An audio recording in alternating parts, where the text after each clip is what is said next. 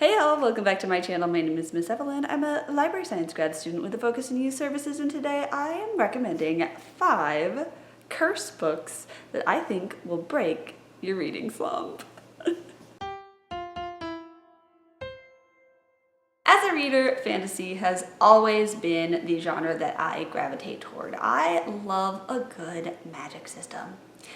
And what I love even more is when that magic system is tested. A curse, when well done in a fantasy novel, takes your lovely, perfectly built little fantasy world and just jams a big old magical problem right into the gears for the characters to have to solve. I love it so much. It's when the magic that the characters working with is working against them. Some other things I really love: murder mystery nights, jigsaw puzzles, escape rooms. I feel like that might be related. So, starting with one of my favorite books of all time, Howl's Moving Castle by Diana Wynne Jones. You may be familiar with the Studio Ghibli film, which I love, but personally, I love the book even more. The story is set in the land of Ingary, where such things as 7-linged boots and cloaks of invisibility really exist. The book follows Sophie Hatter, who's the eldest of 3 daughters, and therefore, according to the fairy tale-esque rules that govern Ingary, believes she is destined to fail in life. And it kind of seems like she might be right when she accidentally offends the Witch of the Waste, who curses her, transforming her into an old woman. Sophie leaves home and stumbles upon the moving castle of Howl Pendragon, a wizard who is notorious for stealing girls' hearts. Sophie strikes a deal with Calcifer, the fire demon who powers the castle, that if she finds a way to break his contract with Howl, he will lift the curse that is upon her. If you're familiar with the film, in the book, the Witch of the Waste is a much different character. She is the primary antagonist throughout the story, and she loves putting a curse on a person. There are at least 2 other curses that get tangled up in the plot and that have to be solved. And I love this book so much. It is a children's fantasy classic for a reason. Next, we have Practical Rules for Cursed Witches by Kayla Cottingham. For generations, the Bee women have been cursed to never find true love. When Delilah Bee goes on her calling, a test to see if she'll be able to keep her magical powers, she plans on using it to break that family curse. But her calling is hijacked by Kieran Pelumbra, who needs her to break his own centuries-old family curse before it kills him. In order to do that, they'll have to track down his twin sister, and although the 2 girls get off to a rocky start, soon it seems like Delilah's curse might be getting in the way of things. This is one of my favorite 2024 releases I've read so far this year. It is such a cozy little standalone fantasy with just the teensiest little dark edge to it, because of course we are dealing with curses. The Pelumbra family curse in particular, as they try to uncover its origins in order to figure out how to break it, comes with a lot of dark family history. I really loved the magic system in the book, where magic is sort of channeled through different art forms and everyone has a different medium that they use to express their magic. So like Delilah prefers cooking and baking, and curses are typically a written form of magic, which means they get to go to a library. I love a good library, obviously, as I am a librarian in training myself, but I love them as settings in books as well, and so I was very thrilled by that aspect of the story.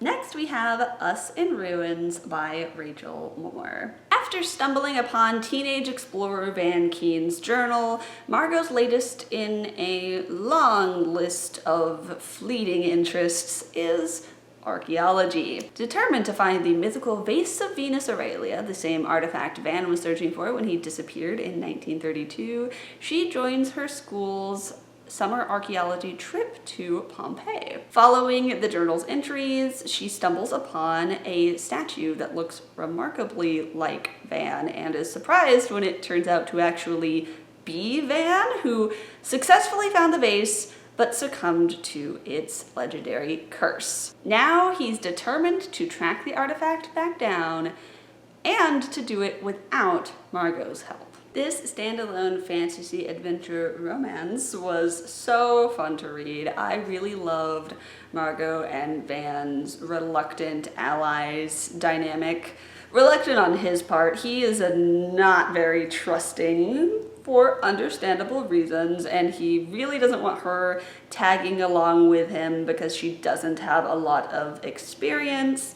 But you know what she is? She is scrappy. I loved Margot as a character because despite believing about herself that she can't commit to anything because she's tried out all of these different interests, she does not give up. She really is tenacious. And ultimately they end up having a lot more in common than they realized. Both of them have felt shut out or excluded from the world of archaeology. Margot's classmates on this trip in particular, all of them have been interested in archaeology for a long time. Some of them are like legacy archaeologists whose families are like in the biz.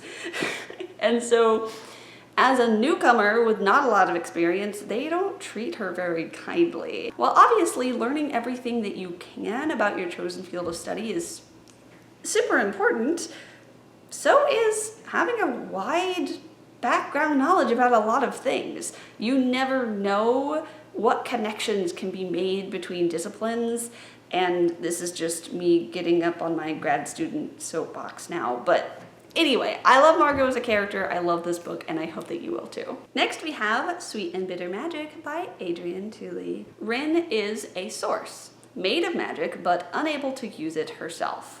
All sources are required to report to the ruling coven to be trained, but as the sole caretaker for her ailing father, Rin has been keeping her abilities a secret. When her father falls victim to a magical plague, Rin strikes up a deal with powerful exiled witch Tamsin. Tamsin, who has been cursed with the inability to love, will help Rin track down the witch responsible for the plague in exchange for her love for her father. This is Adrienne Tooley's debut novel. It made me fall in love with her writing, and she's now one of my favorite young adult fantasy writers of ever. The way that she writes about emotion using magic as a metaphor for mental health is just, oh, so good. So if you're looking for a new fantasy author to fall in love with, or if you are on the hunt for sapphic characters in fantasy novels, look no further. And last but certainly not least, we have Among the Beast and Briars by Ashley Poston.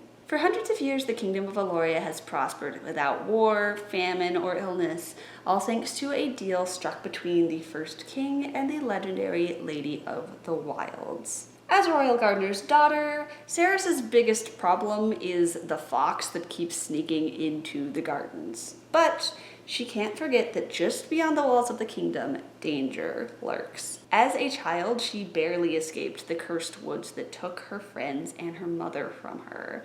And a small part of that curse still lurks inside her. When the forest breaches the kingdom's walls, it's up to Ceres to find the lady and save her home.